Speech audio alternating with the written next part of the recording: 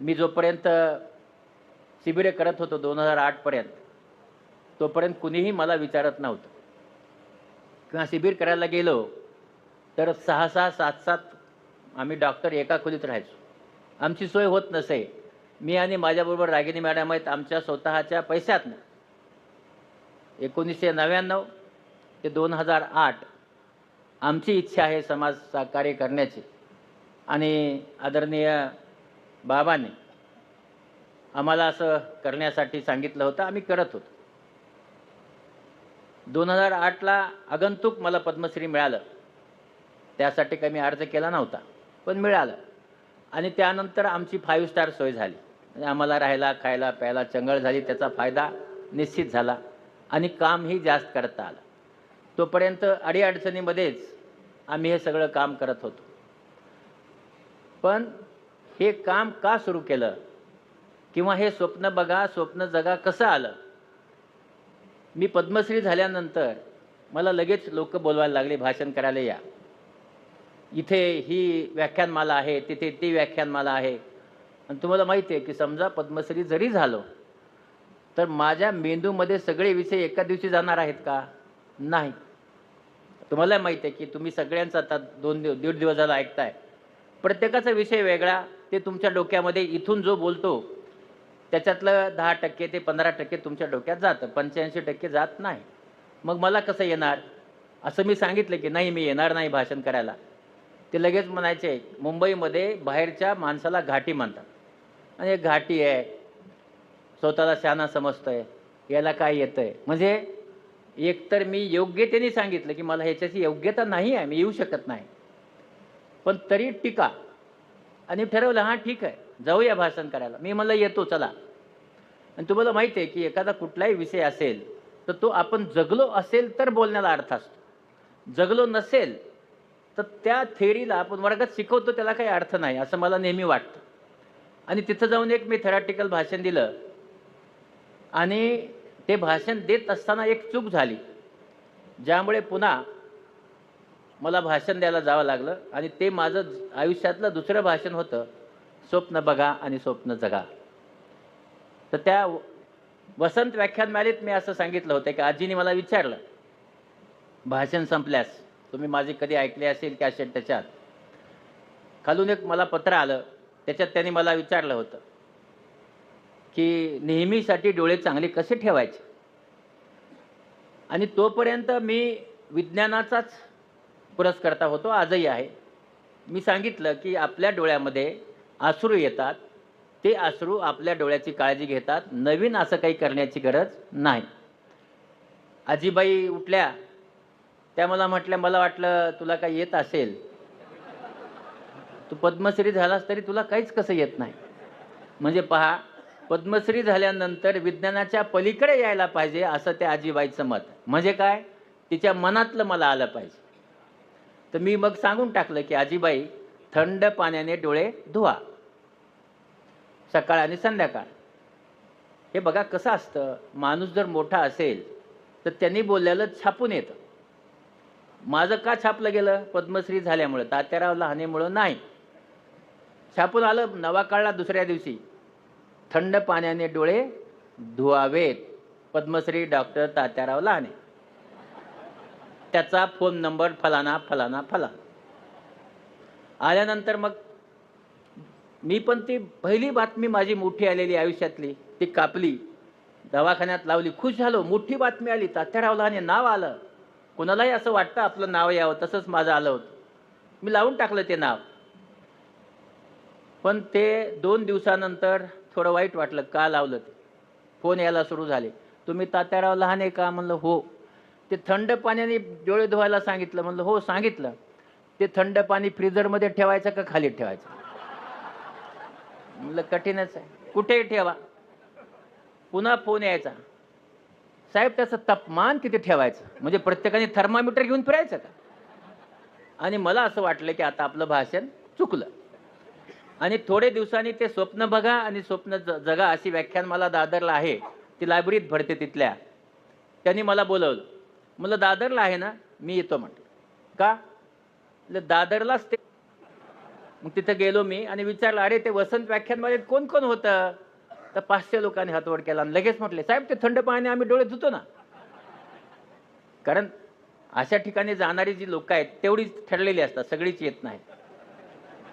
हां, म्हणजे संस्कार शिबिराला सगळे येत नाहीत, तेवढेच येतात ज्यांना संस्कार पाहिजे. तर मग ते म्हटल्यानंतर म्हणलं, बाबांनो मागच्या भाषणात एक चूक झाली. काय चूक झाली आहे? म्हणलं थंड पाण्याने डोळे धुवू नका. मग म्हणले काय करायचं? आता समजा मी म्हटलं की नैसर्गिक डोळे चांगले आहेत तर पुन्हा 50 प्रश्न. म्हणलं मुंबईच्या नळाच्या पाण्याने डोळे धुवा. म्हणजे आता मला कोणी विचारणार नाही. खुश झालो मी, फार खुश झालो. आणि माझं हे जे स्वप्न बघा हा विषय कुठून आला त्यासाठी तुम्हाला सांगतो. हा माझा दुसरा विषय आयुष्यातला भाषण ठोकायचा. आणि मग ठीक आहे म्हटलं, आता काही हरकत नाही. पुन्हा 2-4 दिवसांनी खुश होतो. आता मला फोन येणार नाहीत. पण पुन्हा फोन यायला सुरू झाले. ते तुम्ही तात्यारावला आणि नळाचं पाणी का? म्हणजे तिथं पुन्हा नळाचं पाणी जोडलं. म्हणलं हो. ते पाणी सपा मारायचं का हळूहळू मारायचं? आता काय सांगणार? पुन्हा फोन यायचा. ते डोळे उघडून मारायचं का डोळे बंद करून मारायचं? आता मला सांगा, डोळे उघडून सप मारलं तर डोळा राहील का? पण प्रश्न हे विचारलेच पाहिजे. आणि तेव्हापासनं मग मी थोडंसं भाषणात चूक कशी होणार नाही हे लक्षात ठेवलं की काही गोष्टी टाळल्या पाहिजे. आणि मग हे जेव्हा मी हा विषय दिला तर त्याच्या स्वप्न बघा आणि स्वप्न जगा याविषयी बोलण्याच्या अगोदर तुम्हा सगळ्याला विज्ञान सांगतो. विज्ञान ओके, ते आलं पाहिजे. स्वप्न पडत नाहीत असे किती जण आहेत? हात वर करा. खरं सांगायचं, एक्का नाही, खोटं नाही सांगायचं. स्वप्न पडत नाहीत आशाने हात वर करायचा. ओके, याचा अर्थ असा आहे की सगळ्यांना स्वप्न पडतात, बरोबर आहे, आणि ते पडलेच पाहिजे. आता हे स्वप्न का पडतात? लक्ष द्या. आपल्याला 2 प्रकारची झोप लागते. किती? 2. तर याच्यामध्ये त्या झोपीचे प्रकार रॅपिड आय मूव्हमेंट, म्हणजे सुरुवातीची जी झोप असते त्यावेळेस त्या झोपीला रॅपिड आय मूव्हमेंट असं म्हणतात. आणि दुसरी झोप असते साऊंड स्लीप, तिला नॉन रॅपिड आय मूव्हमेंट. अशा 2 झोपी असतात. पहिले 60 ते 70 मिनिटं झोपल्यानंतर ही रॅपिड आय मूव्हमेंटची झोप असते. 60 ते 70 मिनिटांनंतर जी होते ती डीप स्लीप. मग आता ही जी डीप स्लीप आहे म्हणजे काय? आपण सगळेजण म्हणतो डीप स्लीप म्हणजे काय? आपल्या शरीरामध्ये 60 ते 70 मिनिटं झोपल्यानंतर आपल्या मेंदूमध्ये ग्लायसिन नावाचा केमिकल सिक्रेट होतो. म्हणजे काय होतं? हा ग्लायसिन जेव्हा आपल्या मेंदूवर पसरतो तर तेव्हा आपण आपल्याला ऑपरेशन करताना जशी भूल देतात तेवढं आपण झोपेमध्ये निद्रावस्थेत असतो. मग हा ग्लायसिन काय करतो? हा ग्लायसिन आपण झोपल्यानंतर कॉटच्या खाली पडत नाही ना. का पडत नाही? ते आपण याच्यासाठी पडत नाही की ग्लायसिन सिक्रेट झाल्यानंतर आपल्या मूव्हमेंट बंद होतात आणि म्हणून आपल्या डीप स्लीपमध्ये आपण पडत नाही. आता तुम्ही असं म्हणाल की मग हे सगळं झाल्यानंतर स्वप्न का पडतं? आपल्याकडे झोपीत एकच केमिकल येतो असं नाही. हा केमिकल जो येतो डीप स्लीपमध्ये त्यावेळेस असं म्हणतात की आपल्या शरीराच्या अवयवाची जी झीज झाली आहे ती त्या झोपीत भरून निघते. कुठल्या? डीप स्लीपमध्ये. पुढे याच्याबरोबर कॉर्टिसॉल नावाचा आहे ना, कॉर्टिसॉल नावाचा एक दुसरा केमिकल बाहेर येतो. आणि हा हिप्पोकॅम्पस म्हणजे खालचा भाग, मेंदूचा खालचा भाग, देठ, हिप्पोकॅम्पसपासनं न्यूरोकॉर्टेक्स म्हणजे मेंदूचा वरचा भाग, ह्या दोन्हीच्या मध्ये एक नातं निर्माण करतं.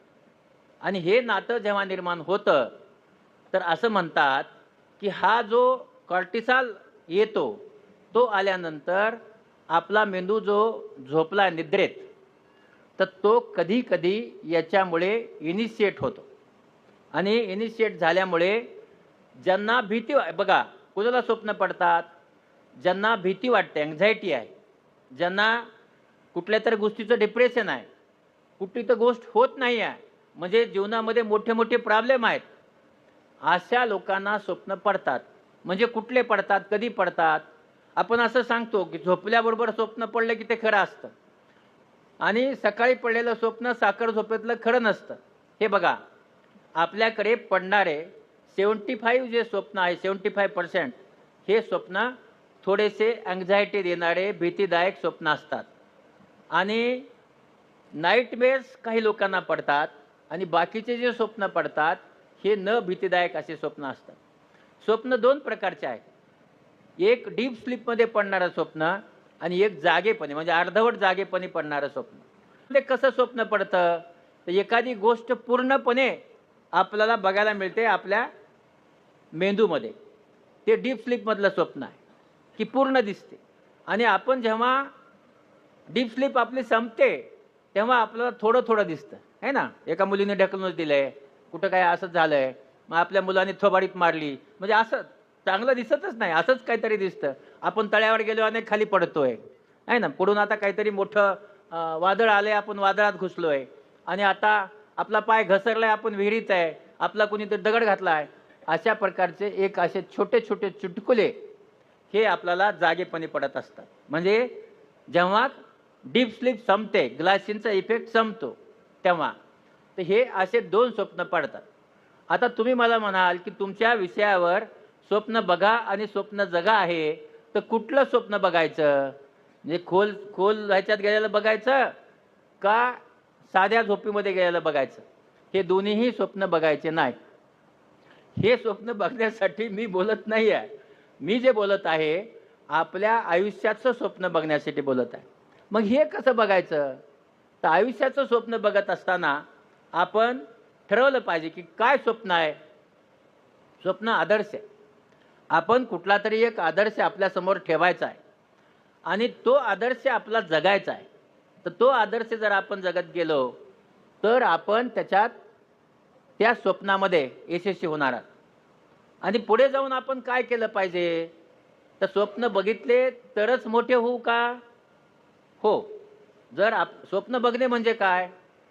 आपल्या आयुष्याचं प्लॅनिंग करणे. आपल्या आयुष्याचं प्लॅनिंग म्हणजे स्वप्न. आणि हे जर आपण करत नसू, तर आपण यशस्वी होणारच नाही आहे. आणि म्हणून स्वप्न बघणे, मला सांगतो, स्वप्न बघणे मला माहिती नव्हतं. म्हणजे मी जेव्हा शाळेमध्ये गेलो, मला माहीत आहे की मी शाळेमध्ये गावामध्ये 10 मुलं लागतात आणि मी 6 वर्षाचा होतो म्हणून तिकटे गुरुजींनी मला शाळेमध्ये घेऊन गेले. शाळेमध्ये मी गेलो नाही, मला शाळेत नेण्यात आलं आणि 4थी बोर्डाच्या परीक्षेत पहिला आलो आणि गावामध्ये कामधेनू विद्यालय निघाली होती. मार्क चांगले, लक्षात ठेवा, मार्क चांगले होते. एकच विषय पास झालो म्हणून नाही, 4थी बोर्डात पहिला आलो म्हणून कामधेनू विद्यालयाचे हेडमास्टर बोंडगे गुरुजी, शाजरा गुरुजी हे माझ्या वडिलांना भेटायला आले. वडील शिक्षणाच्या विरोधात नव्हते, पण वडील, आई, 4 बहिणी, 3 भाऊ, 1.5 एकर जमीन, यांनी भागणार आहे का शिकून? आपण विचार पोटाचा करतो. घरामधला मोठा मी आहे, मी जर कमावलं नाही तर हे घरच्यांचं पोट भरणार नाही, हे बापांचं अकाउंट असलंच पाहिजे. आणि मग ह्या शाळेमध्ये त्यांनी सांगितलं की ह्याला शाळेत पाठवा, वर्गात पहिला आलाय, म्हणजे केंद्रात पहिला आलाय. आणि मग माझ्या वडिलांनी मला शाळेत घातलं. कसं घातलं? पेरणी केल्याशिवाय नाही यायचा हां तो. मी काय म्हणले, तुमच्या सगळ्यांची शाळा भरते 10 जूनला, बरोबर आहे. माझी शाळा भरायची 15 ऑगस्टला. 15 ऑगस्टपर्यंत मी कधीही शाळेत गेलो नाही. स्वप्न कधी बघायचे? 7वी मध्ये असताना एक मुलगा डॉक्टर शिरारी लहाने म्हणून, तो MBBSला लागला, आमच्या शाळेतला पहिला विद्यार्थी. आणि त्याची गावामध्ये मिरवणूक निघाली. स्वप्न कसं बघतो मनुष्य बघा. आणि मिरवणूक निघाल्यानंतर मला असं वाटलं की डॉक्टर MBBSला नंबर लागल्यास मिरवणूक निघते. म्हणजे काय विचार केला? MBBS व्हायचा केला का? नाही. काय विचार केला? आपली पण मिरवणूक निघाली पाहिजे. म्हणजे विचार काय केलाय? मिरवणूक निघाली पाहिजे. विचार अभ्यासाचा नाही केला, मेरिटचा नाही केला, डॉक्टर होऊन काय करायचं काय माहिती आहे, पण त्याची मिरवणूक निघाली ना आपली निघाली पाहिजे. म्हणजे आपलं जे मन असतं हे आपल्याशी स्पर्धा करीत असतं, आपल्याशी स्पर्धा असते. आणि या स्पर्धेमध्ये पहिलं स्वप्न मी काय पाहिलं असेल तर मला MBBSला मला जायचं आहे हे स्वप्न पाहिलं. आणि पाहिल्यानंतर अभ्यास केला, पुढे कसं जायचं माहीत नाही, आणि 10वीच्या परीक्षेत चांगले मार्क मिळाले आणि पुढे पण गेलो. तुम्हाला माहिती आहे की मी जेव्हा परळीला गेलो तर तेव्हा एकाच गोष्टीसाठी गेलो होतो की मला हॉस्टेल, पैसे, पुस्तकं मोफत मिळणार होत, पैसे नव्हते जवळ. पण कसं माणसाला कधी कधी कसा त्रास होतो आणि त्याचा कसा फायदा होतो हे सांगतो. स्वप्न बघत असताना MBBS व्हायचं हे स्वप्न आहे. बायोलॉजी घेतली, तेव्हा 2 होते, मॅथमॅटिक्स आणि बायोलॉजी. बायोलॉजी घेतली आणि तिथं गेलो. देशपांडे नावाचे सर होते, बसले होते. त्यांनी जुलाईचं पुस्तक वाचायला दिलं मला. पुस्तक वाचत असताना त्याच्यात स्टमक लिहिलं होतं, स्टमक. मी वाचून टाकलं स्टमच. का? माझे गुरुजी स्टमच म्हणायचे, गुरुजींनी स्टमचच म्हटलं होतं. आता गुरुजी म्हणतील तीच येईल ना मला. ते म्हणले गेट आउट. दिलं हाकलून. आणि हाकलून दिल्यानंतर मी बाहेर गेलो आणि घरी चाललो होतो तर काळे सर भेटले. ते काय म्हणले मला, शेतकरी आहेस ना, घालतो का झाडाला पाणी? म्हणलं घालतो पाणी. 25 घागरी पाणी रोज घालायचं. आणि PUC, आणि त्यावेळेस 12वी नव्हतं, PUC फर्स्ट इयर, आणि मेडिकलला लागलो. पण माझी मिरवणूक निघाली नाही. MBBSला मी लागलो पण गावात काही मिरवणूक निघाली नाही, कारण तोपर्यंत बऱ्याच ठिकाणी MBBSला मुलं लागली होती. पण हे लक्षात ठेवा की मी जर ते स्वप्न बघितलं नसतं 7वीला की मला डॉक्टर व्हायचं आहे, अडीअडचणी आल्या, कमवा शिका योजनेत काम केलं, हे बघा, पण मी डॉक्टर झालो. आणि त्याच्या पुढचं मी स्वतः स्वप्न बघितलं होतं की हाडाचा डॉक्टर किंवा लहान मुलांचा डॉक्टर व्हायचं. घरात पैसे नाहीत, तर लहान मुलांच्या डॉक्टरला आणि हाडाच्या डॉक्टरला चांगले पैसे मिळतात अशी चर्चा, आणि म्हणून ते व्हायचं ठरवलं. तुम्हाला सांगतो अडीअडचणी कशा येतात. स्वप्न बघावे पण कधी कधी यशस्वी होत नाहीत, घाबरून जाऊ नये. मी PUC फर्स्ट इयरला शिकत असताना ज्या घरात राहत होतो त्या घरात एक मुलगी होती 10वीला. ते होते कंडक्टर. त्यांना म्हणलं ही जरा मुलगी मला द्या आणि माझं शिक्षण करा. स्वप्न बघितलं, आता मुलीचे लग्न का चुकीचं आहे का? स्वप्न बघून टाकलं. आणि हे स्वप्न बघितल्यानंतर ते त्यांच्या गावातले पाटील, त्यांचे आजोबा हनुमंतराव पाटील, ते माझ्या गावात घोड्यावर बसून आले. तुम्हाला माहिती आहे की गावामध्ये तुम्ही सगळे गावातले आहात ना, तर गावामध्ये आपल्याला खूप मान मराता बसतो. माझं गाव तसंच, भयानक मान मराता गावात. ते आले गावात, ते म्हणले अरे कसं काय आलाय? ते म्हणले पुंडलिकाकडे जायचे. गावामध्ये विठ्ठल, पुंडलिक हजारो नावं असतात. ते म्हणले कोणता पुंडलिक? ते म्हणले ते त्याचं पोरगा आहे ना तिकडं. हां हां हां हां हां त्यांच्याकडे आलाव का म्हणले तुम्ही? फार चांगलं झालं म्हणले, या खाली उतरा. गावामध्ये भयानक प्रेम. त्या प्रेमाने त्यांना खाली उतरून घेतलं. ते म्हणले कसं काय आला? म्हणजे जरा मुलीसाठी आलो. मग तर आणखीच प्रेम, या म्हणले घरात चहा प्यायला. गावामधले चुलतेच आहेत. ते गेले घेऊन, त्यांना चहा वगैरे पाजला. ते म्हणले तुम्ही त्यांच्या घरी मुलगी द्यायला चालला? म्हणले हो. हो म्हणले त्यांना घर नाही. प्रेम गावातल्या लोकांचं. ते झोपडीत राहतोय म्हणले, प्रेम. ती म्हणली मुलगी दिली की दुसऱ्या दिवशीच ती मजुरी करायला जाईल. प्रेम, एवढं प्रेम की बस. सांगून टाकलं की त्यांच्याकडे जाऊ नका. ते बिचारा घोडं घेऊन परत आलं. ते काही माझ्या घरी आले नाहीत. गावातल्या प्रेमाचा चहा पिऊन बिचारे परत गेले. सगळ्यांच्या गावात असंच असतं, आपल्याबद्दल खूप प्रेम असतं. काम पडल्यास मात्र मग सगळे आपल्याकडे येतात. आणि मग आम्ही MBBSला लागलो. MBBSला असताना 2 आमदार आले माझ्याकडे, 2. आणि ते आमदार आले म्हटल्यास काहीच नव्हतं, गादी नव्हती, सतरंजी होती. गादी मागून घेतली, त्याच्यावर बसवलं त्यांना. आणि काय म्हणले मला? म्हणले आम्ही तुला मुलगी द्यायला आलो. घाबरून गेलो मी. हो, कंडक्टरने दिली नाही, आमदार कसं देणार मला सांगा? आपण प्रॅक्टिकली धरूया ना. आणि मग ते पहिलं स्वप्न जेव्हा एखादं, बघा लक्षात ठेवा, पहिलं स्वप्न जर सत्यात आलं नाही तर माणूस दुसरं स्वप्न बघत नाही. ते स्वप्न बघायचं बंद केलं होतं मी. आणि तरी ते स्वप्न समोर आल्यास मी त्याला सांगितलं की साहेब जरा जागा चुकली आहे, माझ्याकडे काही नाही आहे. मी स्वतः सांगितलं, गावात जाऊन लोकांनी सांगितल्यापेक्षा आपणच सांगून टाका. म्हणलं झोपडी आहे, शेती नाही, गरिबी आहे, मजुरी आहे. ते म्हणले मी बघा, काही माणसं फार मोठी असतात. ते म्हणले मी तुझी शेती, तुझी झोपडी हे बघून द्यायला आलो नाही, तर तुझी हुशारी बघून तुला पोटगी द्यायला आलो.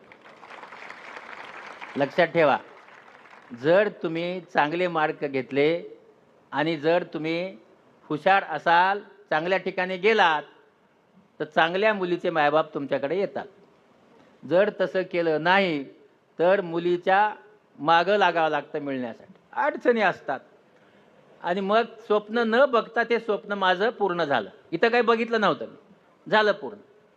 आणि पुढे स्वप्न बघितलं होतं की डॉक्टर व्हायचं हाडाचा, बरोबर आहे. पण ते स्वप्न बघितलं आणि त्या डोळ्याच्या पेपरच्या दिवशी सासरे वाढले. डोळ्याच्या विषयात मी नापास झालो.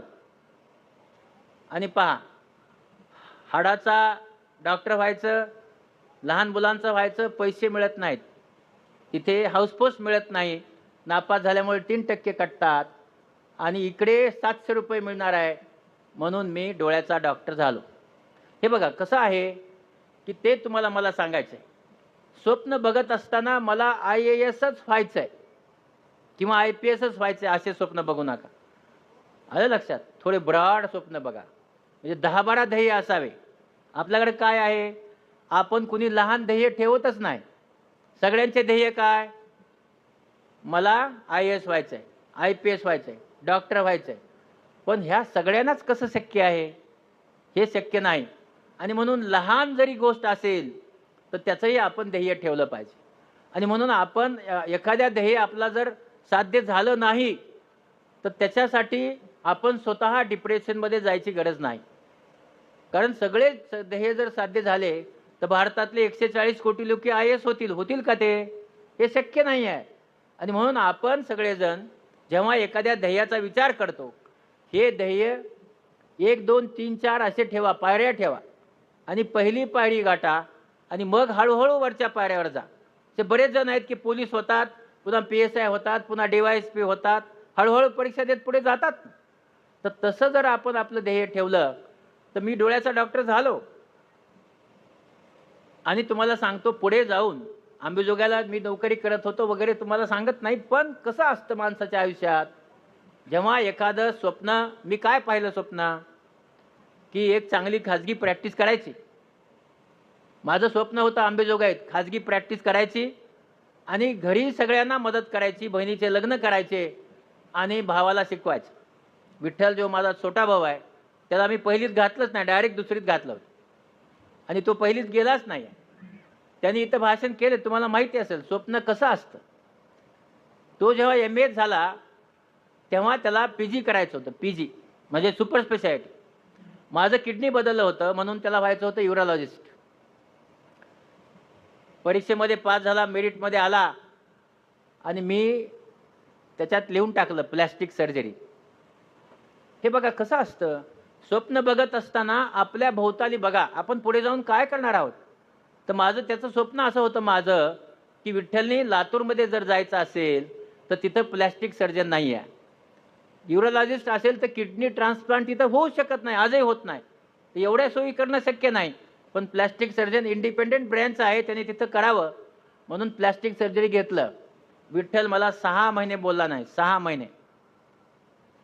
त्याच्यानंतर पास झाला आणि माझ्याकडे आला, म्हणला दादा मी आता सुपर स्पेशालिस्ट झालो, मला आता पुण्यात किंवा मुंबईला प्रॅक्टिस करायची आहे. मी म्हणलं जा, यशवंतराव चव्हाण कॉम्प्लेक्समध्ये जागा घेतली आहे किरायाने, लातूरमध्ये जाऊन प्रॅक्टिस करायची. 1.25 वर्ष बोलला नाही. आज तो महाराष्ट्रातलाच नाही तर भारतातला नंबर 1 प्लास्टिक सर्जन आहे लातूरमध्ये. म्हणून त्याचं स्वप्न मी बघितलं, त्याही नाही बघितलं. त्याचं जे स्वप्न होतं की त्याचं युरोलॉजी व्हायचं स्वप्न होतं. पण कधी कधी म्हणूनच सांगतो, इंद्रजित देशमुख सारखे माणसं हे जेव्हा गाईड करतात की तुम्ही कुठं जाऊ शकता, काय केलं पाहिजे. आणि म्हणून आपण जर ठरवलं किंवा गाईड महत्त्वाचा असतो आणि मग तुम्ही जे गायडन्स घेता याच्यामुळे तुमच्या रस्ते जे आहेत पुढचे हे तुम्ही नक्कीच तुम्हाला कळू शकता. मी प्रॅक्टिस करण्याचं स्वप्न पाहिलं होतं, प्रॅक्टिस पहिला जागा पाहिली आणि मग मी प्रॅक्टिस केली असती तर मी इथं येऊन तुमच्यासमोर भाषण ठोकलं नसतं. कारण प्रॅक्टिस करणारे हजार डॉक्टर आहेत, तुम्ही बोलवता का त्यांना? इंद्रजी म्हणतील जाऊ दे ना, पैसे कमवते, सोडून दे त्याला. मला का बोलवलं त्याचं कारण सांग. मी पुढे चालून आजारी पडलो आणि आजारी पडल्यानंतर माझ्या दोन्ही किडनी खराब झाल्या. मुंबईला डायलिसिस करण्यासाठी गेलो, दर गुरुवारी डायलिसिस करायचो आणि मुंबईच्या डॉक्टरांना दाखवलं. म्हणजे माझं स्वप्न भंग झालं होतं. मला प्रॅक्टिस करता येत नव्हती आणि मुंबईला गेल्यानंतर डायलिसिस करून काय शक्य आहे तेवढं काम करत होतो.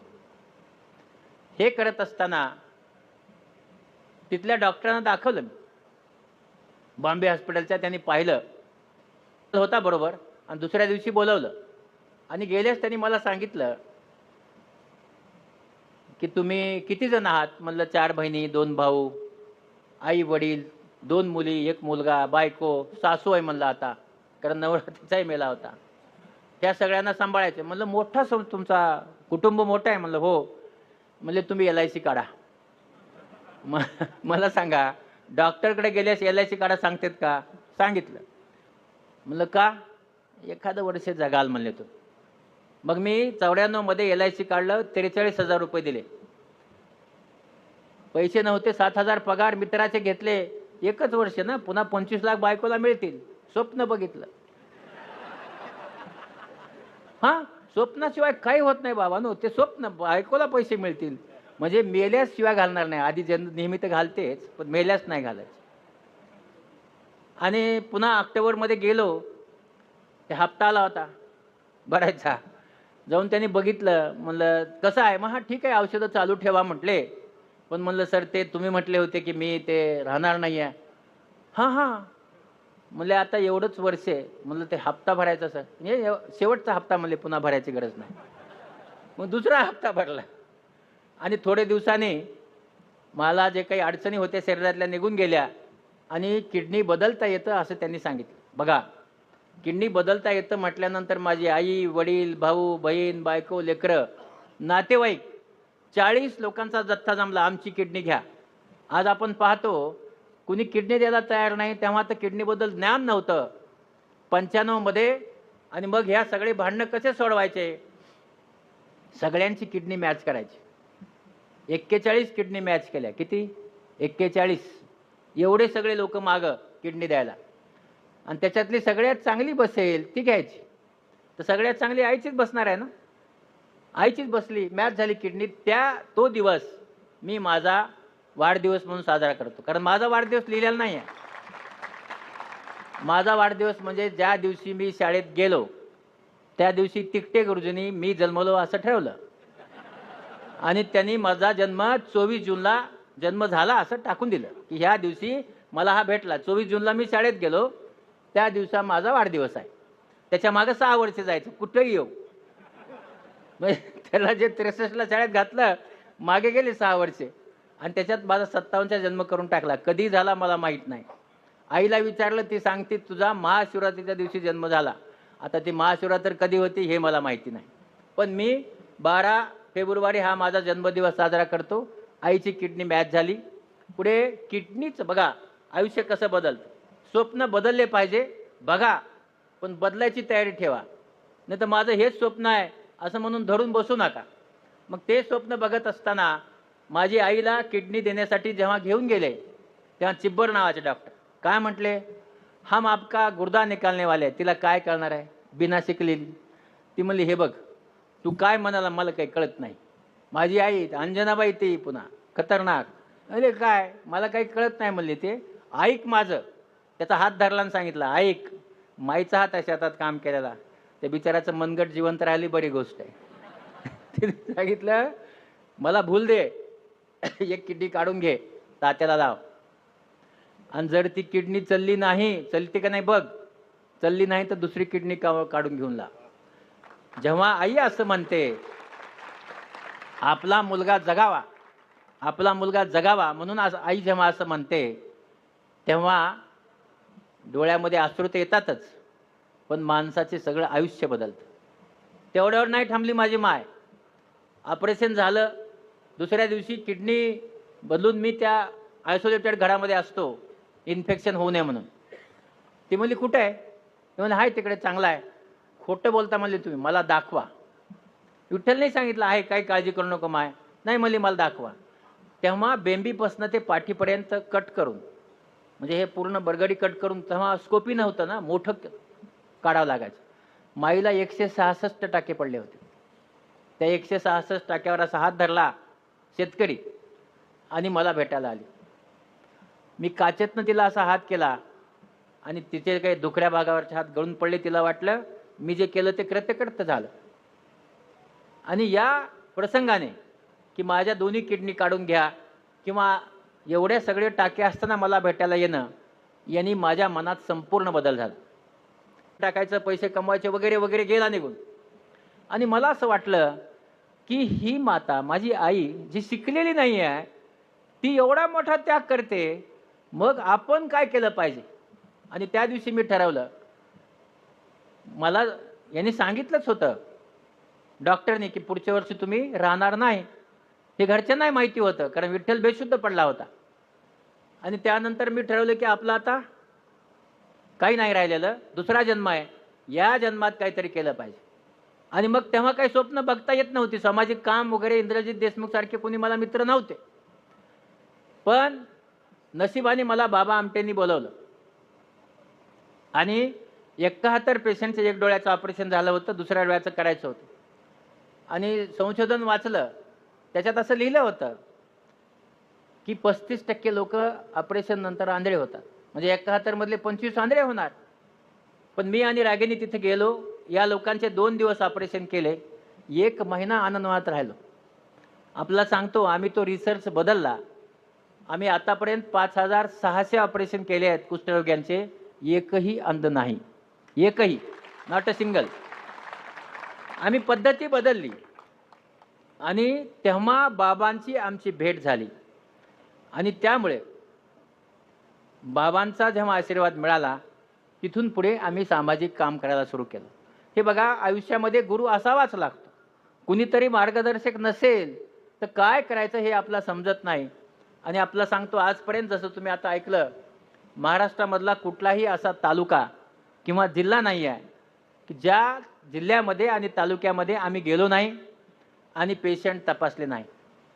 आतापर्यंत 50 लाख पेशंट तपासले, त्यांच्यावर उपचार केले, 4.5 लाख पेशंटवर ऑपरेशन केले, तेही यशस्वी. एकही पेशंट ऑपरेशन नंतर अंध झालेला नाही, कारण तेवढे त्याच्यात लक्ष घालून केले.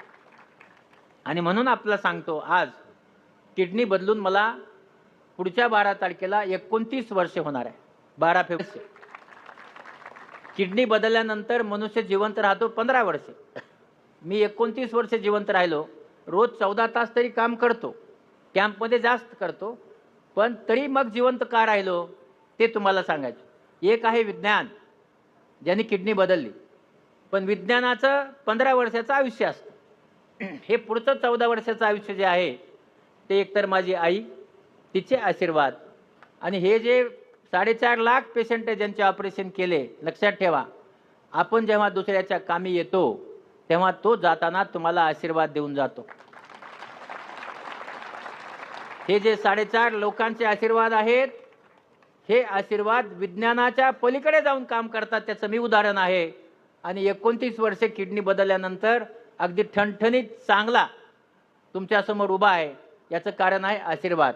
आणि म्हणून नेहमी लक्षात ठेवा, जीवनामध्ये सगळं करत असताना आशीर्वाद घ्यायला विसरू नका. दुसऱ्याच्या कामाला आपण पडलंच पाहिजे. इतरांना मदत करा, आणि इतरांना मदत केलं तर आपण त्याचे आशीर्वाद मिळवतो, आणि आशीर्वाद मिळाले तर यशस्वी होतोच माणूस. आणि म्हणून मला LIC मिळाली, ती स्वतःला आहे लक्षात. बायकोला मिळणार होती, स्वप्न बायकोचं बघितलं, पण खाल्लं मीच. मलाच मिळाले पैसे, मुलीचं लग्न करायला वापरले.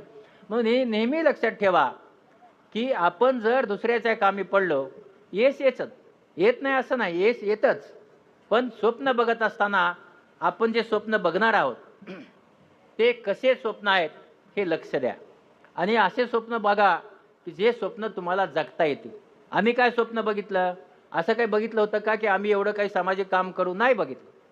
पण हळूहळू सामाजिक काम करायला सुरू केलं. संधी मिळत गेली. कारण कुठल्याही डॉक्टरवर पेशंट एक 20 वर्ष विश्वास ठेवतात, त्याच्यानंतर त्याच्यावर विश्वास फार नसतो. मी एक पहिला डॉक्टर आहे ज्याच्यावर 40 वर्ष पेशंट विश्वास ठेवतात आणि दरवर्षी पेशंट वाढतच जातात. म्हणजे कधीच पेशंट कमी होत नाहीत. आणि म्हणून हे बघा, स्वप्न बघत असताना दुसरी गोष्ट केली पाहिजे ती म्हणजे आपण स्वप्न बघितल्यानंतर हार्डवर्क केलं पाहिजे. हार्डवर्क नसेल त्या स्वप्नाला काहीच किंमत नाही. आपण जर त्याच्या मागे, सगळ्यांचे मेंदू सारखे असतात, कुणाचाही मेंदू कमी जास्त नसतो. मग हे नसताना आपण मार्क 40% 45% असे का घेतो? हे मार्क कमी का घेतो आपण? त्याचं कारण असं आहे की तुम्ही किती टक्के तुमचा स्वतःचा मेंदू वापरता त्याच्यावर टक्केवारी पडते.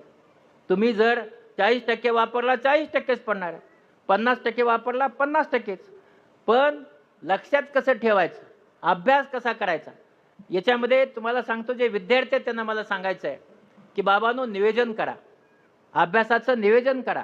कसं नियोजन? हे बघा, मी काही आयुष्यात नियोजन केलं नाही, पण कसं नियोजन झालं सांगतो. माझा सगळा अभ्यास सूर्यप्रकाशावर झाला. मला दिवा नव्हता, रॉकेल नव्हतं, पैसे नव्हते आणि मला गोडे तेलही नव्हतं. रोज सकाळी गुरे चारायचो, गुरे. मी अगोदर जनावरं म्हणायचो, पण मुंबईत जाऊन गुरे म्हणायला शिकलो, कारण भाषा थोडी. कारण मुंबईत काय झालं, जेव्हा मी गेलो तर तेव्हा माझी गावाकडची भाषा अशीच होती ना, जनावरं वगैरे, गाढवं अशी सगळी. आणि कुणी जवळ आला की त्याला म्हणायचं गाढव, शिव्या घालायचो आणि लोक नाराज व्हायचे. ते कुलकर्णी म्हणून सर होते लातूरचे, चांगले होते. त्यांचा एक डोळा केला होता बॉम्बे हॉस्पिटलला, एक मी केला. बघा, डोळ्यामध्ये लेन्स कुठला टाकतो त्याच्यावर त्याला चांगलं दिसत असतं. त्याचं कॅल्क्युलेशन करावं लागतं, मॅथमॅटिक. बॉम्बे हॉस्पिटलचं मॅथमॅटिक चुकलं होतं म्हणून त्यांना कमी दिसत होतं. आणि हे मॅथमॅटिक बरोबर आलं, त्यांना चांगलं दिसायचं. मोफत ऑपरेशन होतं. ते म्हणले हे फुकट केलं, ह्याने दिसतंय चांगलं, हे 1 लाख देऊन केलं काय दिसत नाही म्हणले. म्हणजे तू चांगला डॉक्टर आहेस. आता कसं सांगता येईल मला, ते ऑपरेशन देखील चांगलंच आहे, लेन्सची पॉवर चुकली आहे. मग म्हणले तू हुशार आहेस, पण काय तुझी भाषा बदलली पाहिजे. मला सांगा, वय वर्ष 42 आणि मास्तर काय म्हणतो, भाषा बदलली पाहिजे. कसं शक्य आहे? पण मास्तर हा मास्टरच असतो. ते माझ्या मागच लागला, चल मला ते क्लासेस लाव इंग्रजी शिकायचे. आणि मला वयाच्या 42व्या वर्षी मास्तरने क्लासेस लावले. रोज संध्याकाळी 6 वाजता बाहेरच उभा राहायचा मास्तर मी जाईपर्यंत. मी गेल्यानंतर त्यांनी मला 5000 शब्द शिकायला दिले. किती वाचायला दिले, अभ्यास करून पाठ करायला सांगितलं. इंग्रजी चांगली आली पाहिजे. का? त्यांचं चूक नव्हतं, जसा देश तसा वेश. जसं गुरे म्हणायला शिकलो मी, ढोरं म्हणण्याच्या ऐवजी, है ना. आणि मग ते काय शिकवलं त्यांनी मला, जरा हसवतो. इंग्लिश मिडियमचे जेवढी मंडळी आहे त्या सगळ्यांची मनापासून माफी माग. इंग्लिश मिडियमला कसं असतं बघा, की ते इंग्रजीमध्येच विचार करतात सगळा. आपण मराठी मिडियमचे माणसं काय विचार करतो, तुझं नाव काय, म्हणजे काय, आधी मराठी तुझं नाव काय, आणि मग व्हॉट इज युअर नेम. म्हणजे आधी आपल्या मनात स्वगत, आपण नाटकात स्वगत असतं ना, मागं असतो ना माणूस सांगायला, ए बन असं, तसं स्वगत, तुझं नाव काय, नो, मग लगेच पुढे जाऊन व्हॉट इज युअर नेम. म्हणजे त्याला तुला ताकद आली आधी मराठीत आणि मग इंग्रजीत ताकद. आता ही त्यांनी मला कसं शिकवलं की मला माहीत नाही. कसं शिकवलं सांग. तर आपण काय म्हणतो, मला माहीत नाही, आय डोंट नो, म्हणजे माहीत ना, सांगितलं ना. तर ते त्यांनी मला शिकवलं नाही, असं नाही चालत. आय डोंट नो म्हटल्यास कसं चालेल, गावरान समजते तुला. म्हणलं काय म्हणू. त्यांनी शिकवलं, हे बघ, आय डोंट नो म्हणजे इथं थोडं हालायचं, म्हणजे इथं थोडं हलायचं, इथं कंबर थोडी हलवायची, डोंट, हे शिकवलं त्यांनी मला. म्हणजे म्हणजे कसं पुढच्याला, आता मला सांगा, डोंटचं डोंट शिकल्यास काय कळेल, डोंट नो असं शिकवलं. आणि हे हल्लंच पाहिजे, डोंट नो असं, हे सगळं असं हलवून म्हणायचं. असं म्हणलं की तुम्हाला इंग्रजी चांगली येते, त्याला अर्थ असो किंवा नसो. आणि आता तेव्हा मला कळालं की इंग्रजाचे लोक जे येऊन बाहेरचे येऊन फाडतात ना, आपण त्यांच्याकडे का हुशार म्हणून बघतो, त्यांच्याकडे का बघत राहतो, कारण त्यांनी बोललेलं आपलं काही कळतच नाही म्हणून त्यांच्याकडे बघतो. आणि ते सगळं त्यांनी मला डोंट नो शिकवलं ना. आपण बघतो ना फोनवर, या ते काही बघायला का तुझ्याकडे, पण या अरे हा असं बोलायची काय गरज आहे. पण हे सगळं त्यांनी शिकवलं आणि हे मी शिकलो. आणि मग आता हे मुंबईमध्ये हे सगळं शिकल्यास मी फार 42 कंट्रीत गेलो जाऊन, मग सगळं डोंच करून टाकतो बाहेर गेल्यास काय अवघड काय करा. तर ते शिकवून टाकले ना त्यांनी मला. आणि लोक बोलवायला लागतात सगळे, काय येऊ नये तर नाही येऊ. काय आहे की तुमचं लँग्वेजवर जर तुमचं ताबा असेल, लँग्वेज तुमचे कमांड असेल, काही बोंबलता येतं. हां टाकून द्यायचं. काय कळत नाही लोकांना असं, म्हणजे भाषण म्हणजे त्याच्यानंतर मी जेव्हा लोकांना आमच्या म्हणायचं ना, म्हणजे असं काही त्यांनी शिव्या शिकवल्या होत्या, मास्टर म्हणा काय फरक पडतो, ते त्यांना कळेपर्यंत घरी जाईपर्यंत कळायचंच नाही काय म्हणलं. म्हणजे राग निघून जायचा तोपर्यंत. मग सगळे मला नमस्कार करायला लागले. का? त्यांनी मला सांगितलं शिव्या द्यायच्या इंग्रजीमधून, म्हणजे कळत नाहीत म्हणे. म्हणजे तुझाही राग जातो आणि त्यांनाही कळत नाही, संपलं. ॲडमिनिस्ट्रेशन सोपं जातं करायला. आणि हे सगळं त्यांनी मला शिकवलं. म्हणून हे गुरे राखत होतो शेतात, जनावरं राखत होतो, म्हशी आणि गाई. कसं नियोजन होतं माझं, सकाळी एक पुस्तक वाचायचं, संध्याकाळी एक पुस्तक वाचायचं. 9:30ला बांधून टाकायच्या म्हशीला आणि घरी जायचं.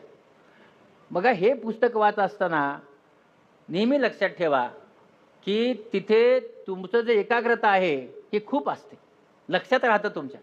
आणि हे लक्षात राहिले धडेचा धडे पाठ होतात.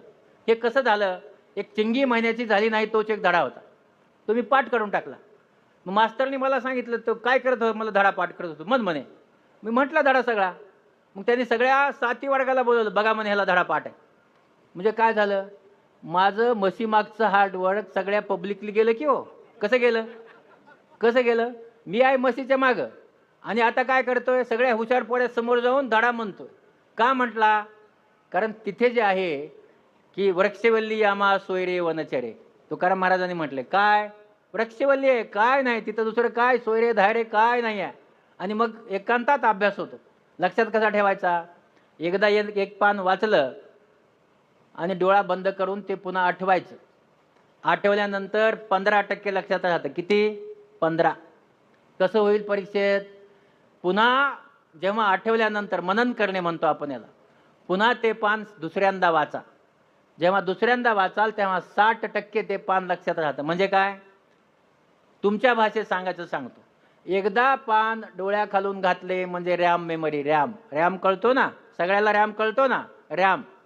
आणि तेच पान डोळे बंद करून, डोळे बंद करणे म्हणजे काय, माऊस, डोळा म्हणजे माऊस, माऊसाला हात लावणे आणि बंद केल्यानंतर पुन्हा आठवून पुन्हा माऊस दाबणे म्हणजे काय, डिस्क मेमरी.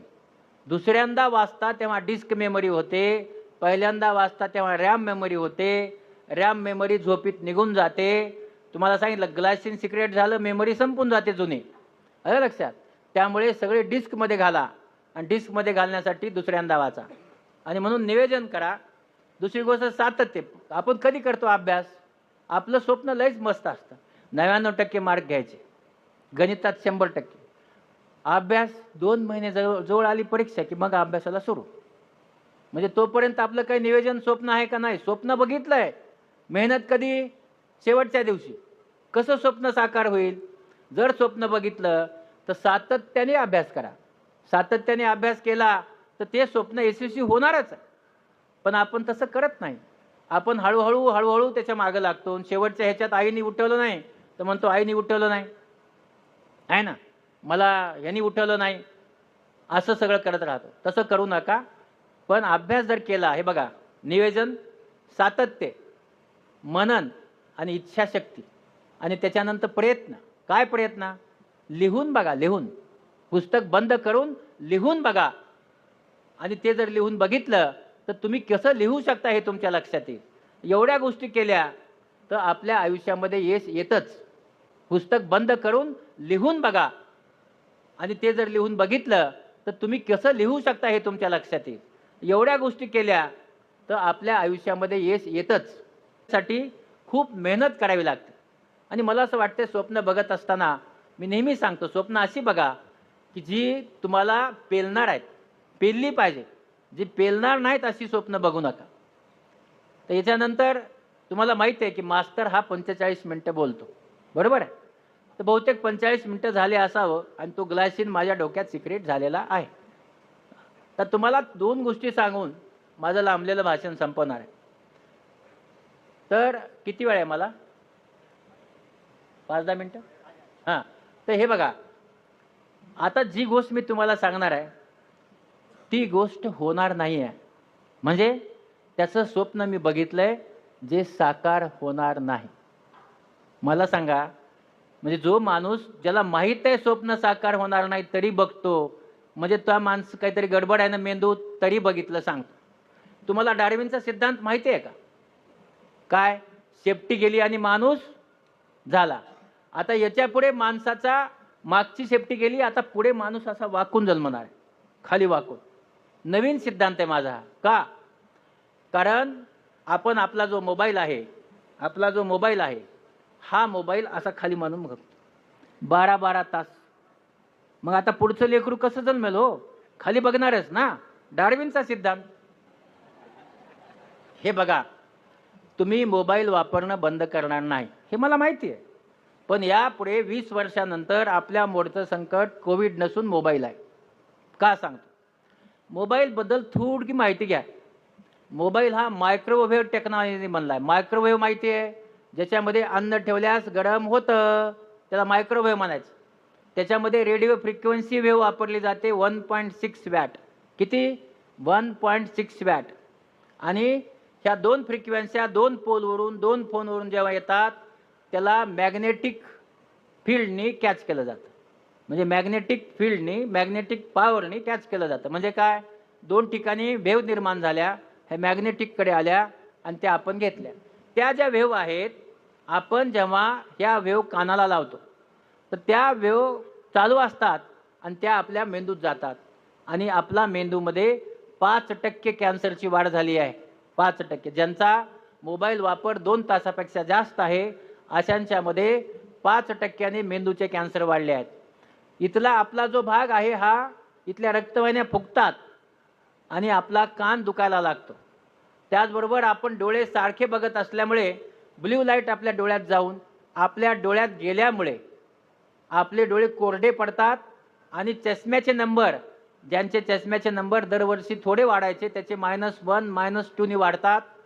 ज्यांचं 20 वर्ष वय झालंय त्यांचे नंबर अगोदर वाढायचे नाही, पण आता ज्यांचा स्क्रीन टाईम 2 पेक्षा जास्त आहे त्यांचे 20 नंतर, 30 नंतर, 40 नंतर, 60 नंतर ही चष्म्याचे नंबर वाढत आहेत. म्हणजे काय?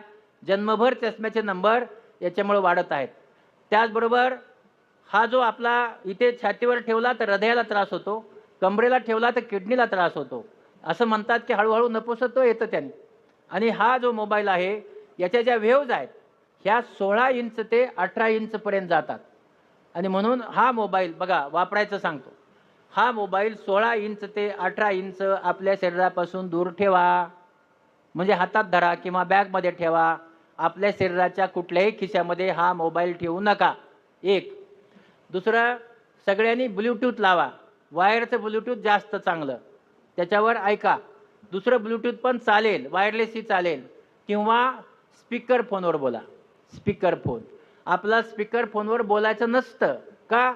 खाजगी बोलायचं असतं. खाजगी म्हणजे खाजगी बोलून ते सगळं, म्हणजे ह्यानी आपल्या नवऱ्याने ऐकू नये, बायकोने, सगळं खाजगी सगळं. त्यासाठी आपण स्पीकर फोनवर बोलत नाही. पण स्पीकर फोनवर बोला किंवा ब्लूटूथ वापरा. आणि आपला जो मोबाईल आहे हा वयाच्या 6 वर्षापर्यंत आपल्या लेकराला मोबाईल देऊ नका. कारण त्याचा इंटेलिजन्स कमी होणार आहे, कमी. पण आपल्याकडे काय झालं, सिरियल बघायची, घे लेकराला मोबाईल, जेवत नाही घे मोबाईल, रडतं घे मोबाईल. हे सगळं बंद करा. 6 वर्षे ते 20 वर्षे 1 तास वापरा. 20 वर्षापासून पुढे 2 तास वापरा. व्हॉट्सअप आहे ते तुम्ही कम्प्युटरला जोडा. तुमचा यूट्यूब कम्प्युटरमध्ये बघा, कारण त्याच्यात ब्ल्यू लाईट नसतो. आणि मोबाईल चार्ज करत असताना आपण जिथं झोपतो तिथे ठेवू नका. तर मोबाईल जो आहे तो दूर ठेवा, म्हणजे दुसऱ्या खोलीत ठेवा आणि तो मोबाईल चार्ज करा. जर आपण असं केलं तर नुकसान होणार नाही. आता डॉक्टर म्हणून 2 गोष्टी सांगतो. डोळा चांगला कसा ठेवायचा? हे बघा, डोळा चांगला ठेवण्यासाठी डोळा पाहत नाही, फोटो काढतो, मेंदू बघत असतो आणि तिथपर्यंत वाहून जायचं काम व्हिटॅमिन ए करत असतं. आणि म्हणून आपल्या आहारामध्ये व्हिटॅमिन एचा समावेश करा. काय? गाजर, पपई, शेवग्याची शेंग, हिरव्या भाज्या, मासे याच्यामध्ये व्हिटॅमिन ए असतं. आता मी तुम्हाला हे सांगून असंच गेलो, पुढच्या वर्षी इंद्रजीतजी मला म्हणतील तुझं इथलंही भाषण चुकलं, कारण ह्याच्यात मी गाजर सांगितलंय. बऱ्याचशा माझ्या मुली, आया, बहिणी, वहिनी बसल्यात, घरी गेल्यास लेकराला गाजराचाच रस, गाजराचा शिरा, गाजराचा उपमा, गाजराची भाजी, ते गाजरासारखं फक्त. कारण आपल्याकडे काय, सगळ्या गोष्टीची अतिशयोक्ती करायची सवय आहे. गाजर विनंती, आठवड्यातनं एकदा एकच. पपईची अर्धी फोड. शेवग्याच्या शेंगा सांगायचं बंद करणार आहे, कारण माझ्या उपरीत एक आई शेवग्याच्या शेंगा घेऊन आली. ती म्हणली हे काही लेकरू शेवग्याच्या शेंगाच खात नाही, ते काही शेळी आहे का कच्च्या शेंगा खायला, तर त्याला भाजी करून खाऊ घाला. अडीअडचणी फार असतात. आणि दुसरी गोष्ट आहे की आपण सगळेजणांनी मधुमेह, डायबिटीस टाळावा. डायबिटीजमध्ये गुळाचा चहा पिला पाहिजे, अशा प्रकारचा शोध लागला आहे. कुणी लावला सांगतो. म्हणजे आपला जो व्हॉट्सअप नावाचा विद्यापीठ आहे, हे एवढं मोठं विद्यापीठ ह्या जगात असणं शक्य नाही. आणि हे एका गुराख्याने त्या जेव्हा सगळी माहिती काढली, त्याच्या आईने त्याच्या वडिलाला गुळाचा चहा करून द्यायची. का? तर त्याला डायबिटीज होतं. तर त्यांनी शेतात बसून लिहून टाकलं की डायबिटीजमध्ये गुळाचा चहा चांगला असतो. आई शिकलेला नाही, बाप शिकलेला नाही, हा 4थी पास. आणि ते एवढ्या ठिकाणी गेलं की आता सगळेजण डायबिटीजच्या माणसांना गुळाचा चहा देऊन आंधळं करत आहेत. गुळ हा डायबिटीजमध्ये साखरेपेक्षा 10 पट वाईट असतो. म्हणून गुळाचा चहा घेऊ नका, कुठलेही गोड डायबिटीजमध्ये घेऊ नये. आणि हृदयाचे आजार, बाबांनो लक्षात ठेवा, सगळेजण हे जे जंक फूड खाताय ते जरा बंद करा. जंक फूडमुळे त्याच्यातले जे कॅलरीज आहेत आपल्या शरीरात जात नाहीत. आणि म्हणून मी नेहमी सांगत असतो, जंक फूड म्हणजे पिझ्झा आणि बर्गर खा. पिझ्झा आणि बर्गर म्हणजे सगळे जंक फूड. आता आलं ना ते हॉट डॉग, कोल्ड डॉग, हे डॉग, हो डॉग, बरं चालतात. तर ते जे आहे, खा पिझ्झा आणि बर्गर आणि व्हा आजाराने जर्जर. खा भाकरी आणि भाजी, जगा होईतो आजोबा आणि आजी. म्हणजे भाकरी भाजी खाली तर आजोबाजी होणार आहात. त्यामुळे आपल्या आहारामध्ये बदल करा. व्यायाम करा. सगळेजण व्यायाम करणं चांगलं असतं. आणि आपल्या आयुष्यामध्ये जे काही करायचं आपला, ते जसं इंद्रजीत सर तुम्हाला सांगतील, शिकवतील, तसं आयुष्यामध्ये यशस्वी व्हा. आणि यशस्वी होऊन आपलं आयुष्य जे आहे हे पुन्हा पुन्हा मिळत नसतं. त्यामुळे मनामध्ये आता मी यशस्वी झालो नाही झालो अशा प्रकारचे पंतू क्रंतू आणू नका.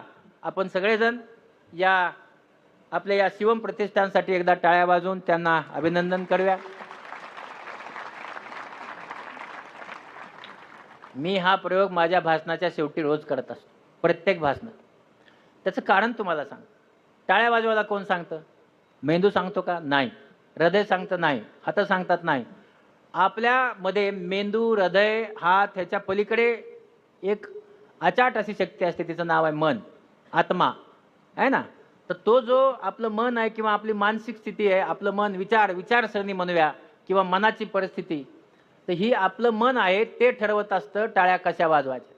आता बघा, टाळ्या कशा वाजवल्या? काही जणांनी अशा वाजवल्या, बोट बघा. काही जणांनी अशा वाजवल्या, काही जणांनी अशा वाजवल्या, काही जणांनी वाजवल्याच नाहीत. आता बघा, ज्यांनी वाजवल्या नाहीत ते आणि ज्यांनी असे बोट केले, तर हे जन्मभर प्रगती करायची नाही. बघा, डोळे बंद करून बघा, होणार नाही, बदलावं लागेल. तर खाली जे हात करून बोट करून वाजवतात त्यांना स्वतःची प्रगती करून घ्यायची नसते. आहे तिथं बरं आहे, आहे तिथं बरं आहे, प्रगती होत नाही. हे जे असे वाजवतात, मुलाला मार्क कमी पडले नवऱ्याचं चुकलं, मुलीला मार्क कमी पडले बायकोचं चुकलं, म्हणजे जन्मभर दुसऱ्याला दोष देणारा माणूस असतो. पुन्हा बघा कशा वाजवल्या तुम्ही. आणि जो अशा टाळ्या वाजवतो त्याला प्रगती करायची असते. तो सगळेच्या सगळे त्याच्या अडचणीवर मात करू शकतो.